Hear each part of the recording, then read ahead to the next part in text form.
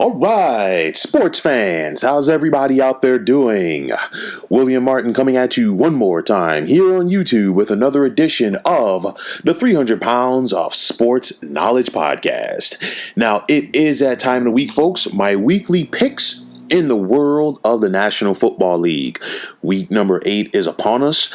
I picked the Carolina Panthers at home this past Thursday night to defeat the Atlanta Falcons, and that was not the case, as it was the Falcons who were able to pick themselves up off of the canvas as they looked to hang around in the race in the NFC South. Now, with that said, we have some good games on tap for tomorrow, as well as the Monday night affair. And with that said, here are my picks for week number 8 in the NFL season.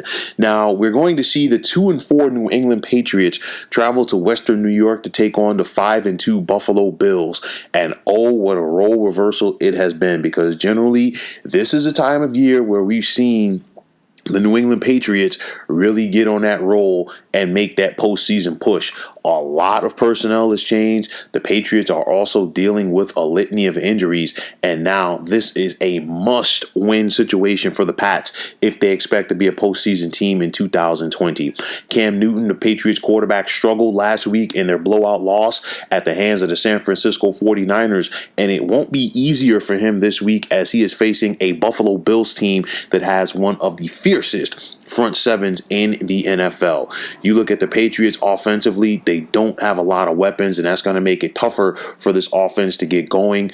Defensively, the Patriots can bring it to make life tough for Josh Allen, but I'm not sure if defensively New England has enough to get over the hump against Buffalo. New England will definitely play with more fire than they did last week at home when they were blown out at the hands of the 49ers, but it won't make a difference as I'm going to take Buffalo at home by the score of 30-17. Now, you're going to have the 5-1 Cincinnati Bengals hosting the 5-1 Tennessee Titans. And for Tennessee, they were handed their first loss of the season last year in heartbreaking fashion.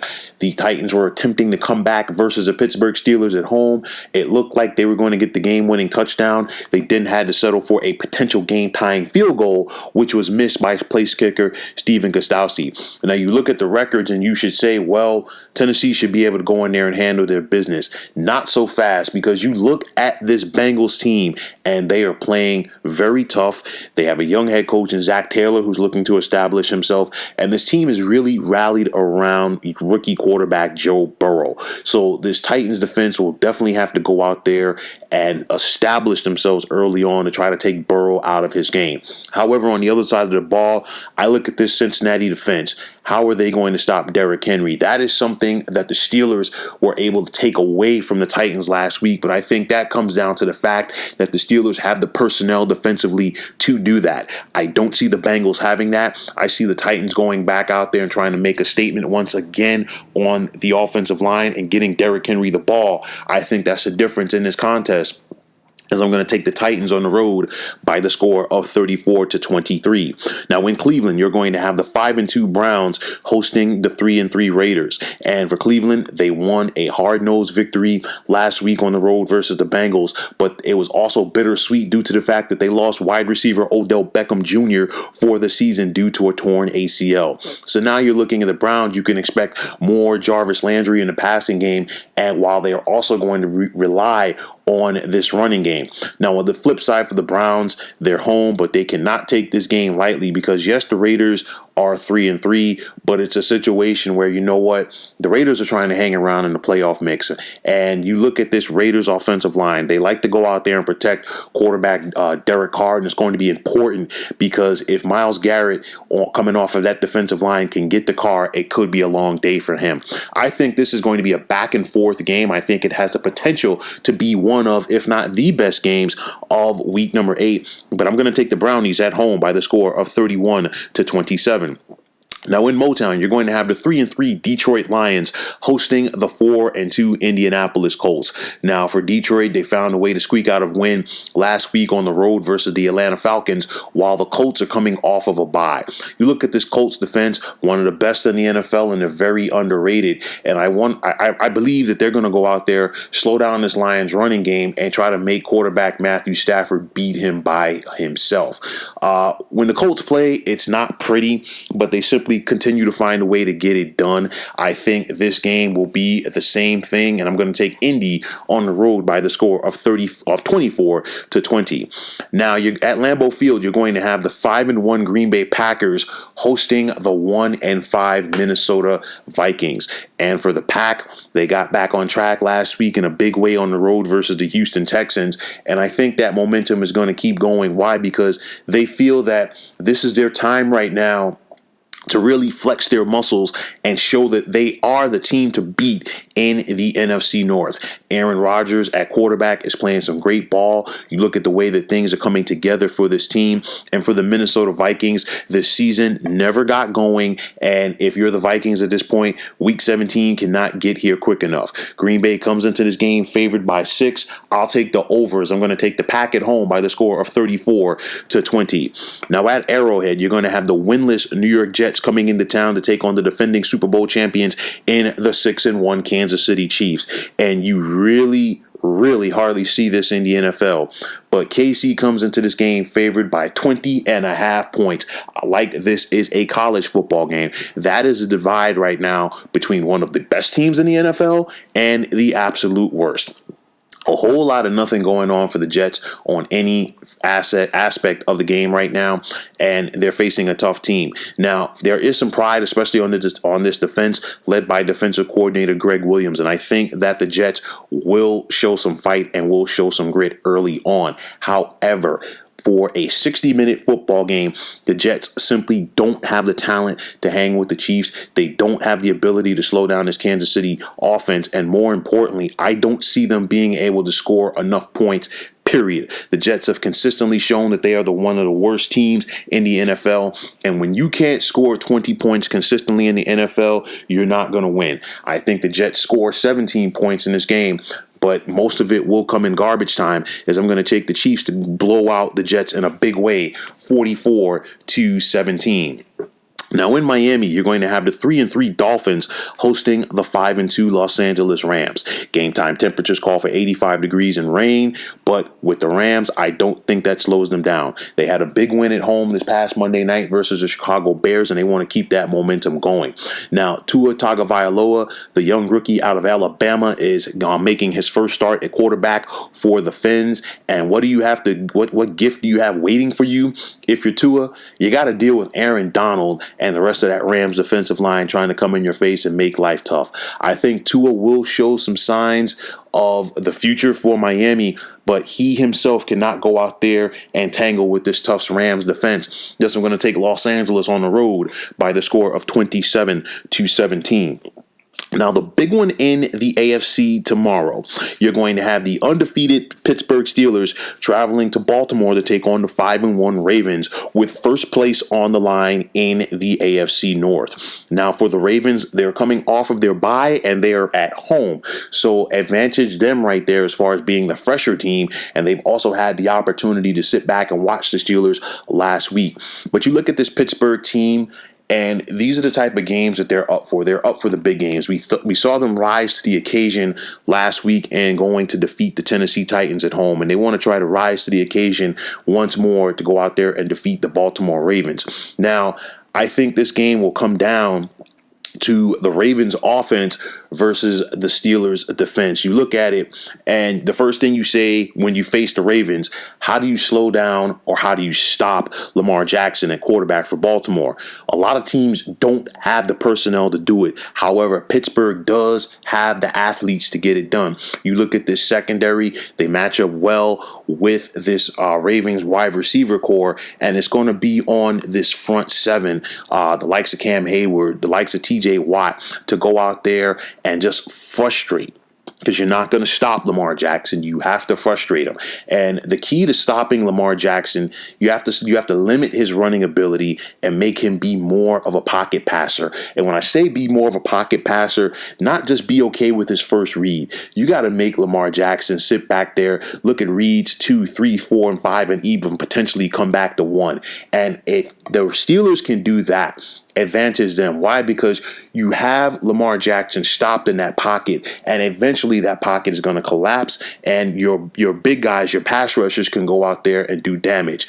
On the flip side, this offense is really coming together for the black and gold. Now that Ben Roethlisberger is back under center, I think the Ravens will be up for the challenge to try to slow down the Steelers' offense, especially in the passing game. However, I don't see them being able to do it for 60 minutes. This is going to be a great game.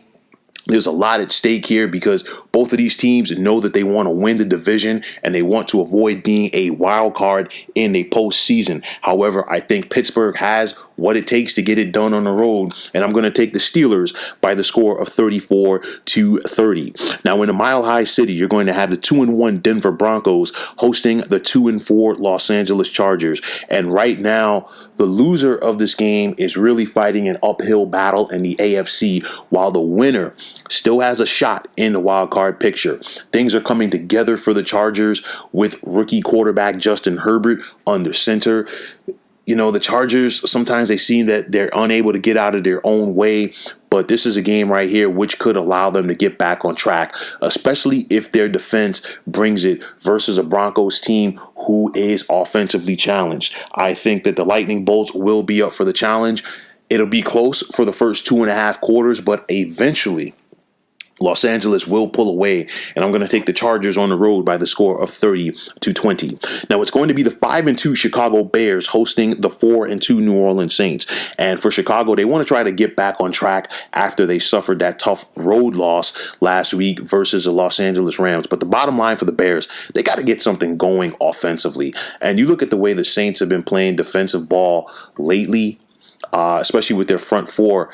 It could be tough for Bears quarterback Nick Foles. We'll have to wait and see. Now, I know that the Saints are dealing with injuries on offense, but they've still got Drew Brees under center, and they could still run this football effectively with Alvin Kamara, which will keep this Bears defense all on their toes. The key to the Bears right now defensively, they've got to make life tough for the veteran quarterback Drew Brees. And granted, the Bears do have the personnel, but it's easier said than done, especially if the Saints are able to establish their running game early. I think this will be a back and forth affair. I think the Bears will have an opportunity to win late, but they will come up short, as I'm going to take New Orleans on the road by the score of 27-23. Now, in the NFC West, you're going to have the 5-1 Seattle Seahawks hosting the 4-3 San Francisco 49ers.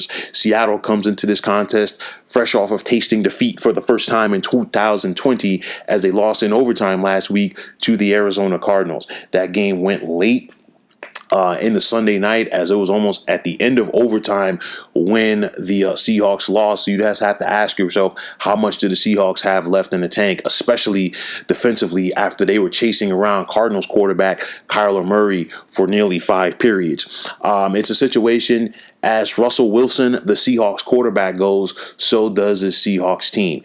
Seattle right now, they're not really good on the defensive side of the ball, especially with the injury to Jamal Adams, as it is limiting what they're able to do. For San Francisco, it has not been pretty at times, but they're 4-3, and they're right in the mix, not only to win this division, but also, at least get a playoff spot and do some damage in January. I look at the 49ers, they'll definitely be up for the challenge. They'll make it tough, but I think Seattle has just enough to get past San Francisco, and I'm going to take them with the 30-24 victory. Now, on Sunday night, you're going to have the 2-5 Dallas Cowboys traveling to take on the 2-4-1 Philadelphia Eagles. Philadelphia comes into this game favored by 10.5 points, and if you're an Eagles fan, you should be scared. Why? Because the Eagles should be a lot better than their 2-4 record, but the bottom line is they're not. And if you look at it on paper, Philadelphia has everything to mop the floor with the Dallas Cowboys in this contest. Dallas is going with a third-string quarterback right now. You look at this Dallas defense, they are horrendous. And due to all of the injuries that the Cowboys are having, they can't run the football right now. So you have to ask yourself, what can they do? Philly has to go out there with a sense of urgency. I have not seen it all season long, and it's sad. You look at it and you say, hey, you're 2-4-1.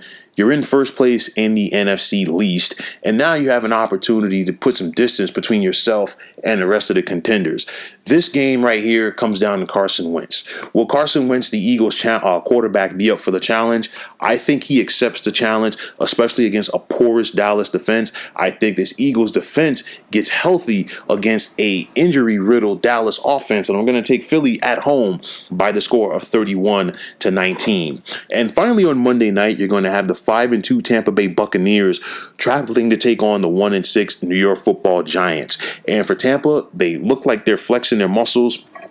They look like they're getting their sea legs, and they're looking like they are a team that is ready to make a Super Bowl run. You look at this defense, they're very opportunistic. They go out there and they create turnovers. And when you think about turnovers, you think about Giants quarterback Daniel Jones, who in his year and a half in the NFL has been a turnover machine. I don't see that changing in this contest, especially with the fact that the Giants offense is limited. Defensively, the Giants will put up a fight. However, right now, this Tampa Bay Buccaneers offense under veteran quarterback Tom Brady is rolling. I don't see them finding a way to slow him or the rest of this Bucs team down. Thus, I'm going to take Tampa to roll big on the road on Monday night by the score of 41-17. So, folks, those are my picks for week number 8 in the NFL season. And as always, I want to take this time out to thank you for tuning into the 300 Pounds of Sports Knowledge podcast. I want to take this time out to thank all of you fans out there for subscribing to this page. And if you have not already, please feel free to click on that subscribe button. Now, if you're on Twitter, please feel free to follow me at 300 Pounds of Sports. And like I always say, if you follow me, it will be my pleasure to follow you right back. There is also the sports discussion group on Facebook at the Sports Depot 365. You can check it out, drop a line, and be a part of one of the better sports debating sites going on social media. So once again, fine folks, my name is William Martin. Take care and have yourselves a wonderful day.